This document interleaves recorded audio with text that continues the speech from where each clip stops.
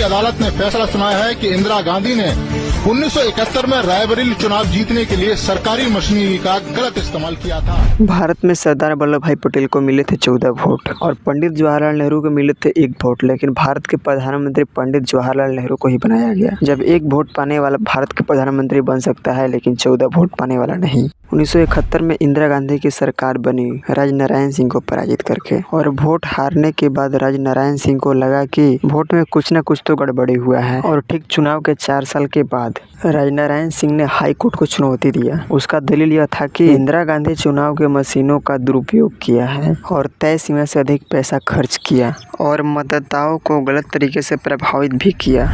फिर 12 जून 1975 को इलाहाबाद के उच्च न्यायालय में इनकी रियलिटी पकड़ा गया। आरोप यह था कि वोटरों को घूस देना और सरकारी मशीनों का दुरुपयोग करना। ऐसे 14 मामला सिद्ध हुए, लेकिन इंदिरा गांधी ने अपनी गलती को न स्वीकार करके न्यायपालिका का उपहास किया। ऐसे ही मामला को देखते हुए इंदिरा गांधी के कहने पर राष्ट्रपति फखरुद्दीन अली अहमद ने 25 जून 1975 को देश में आपातकालीन घोषित कर दिया 21 महीनों के लिए। इंदिरा गांधी का कहना था कि जब मैंने आम आदमी और देश और महिलाओं के लिए फायदा के लिए कदम उठाए तो मेरे तरफ बहुत सारे लोग गहरी साजिश रचने लगे, और आपातकालीन के समय जितने भी राजनीतिक विरोधी थे उनको चुन चुन कर गिरफ्तार कर लिया। गिरफ्तारी में कुछ लोग शामिल थे अटल बिहारी वाजपेयी और जयप्रकाश नारायण। और आज एक हल्ला चल रहा है वोट चोर मोदी चोर, वोट चोर मोदी चोर। राहुल गांधी के पूर्वज खुद वोट चोर थे और आज मोदी को लगा रहे हैं वोट चोर। अरे यार, जब वोट चोरी करना होता है ना तो अयोध्या में वोट नहीं हारते, वहाँ पर राम मंदिर बनवाए हैं।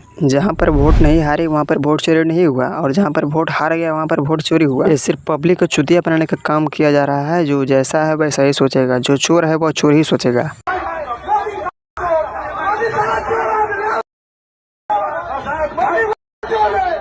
और आज के समय में जो राहुल गांधी खुलेआम मंच पर चढ़वा करके गाली दीवा रहे हैं उनकी माँ को ना, अरे यार कुछ तो शर्म करो, या तुमसे बहुत ही बड़े हैं। और जब वोट भी चोरी हुआ है ना तो इनका गलती नहीं है, यह गलती चुनाव आयोग का है। तुम चुनाव आयोग की गाली दो ना। तो कुछ लोग को लगता है ना कि मोदी हमारे देश के लिए विकास नहीं किया, तो आप लोग खुद सुन लीजिए।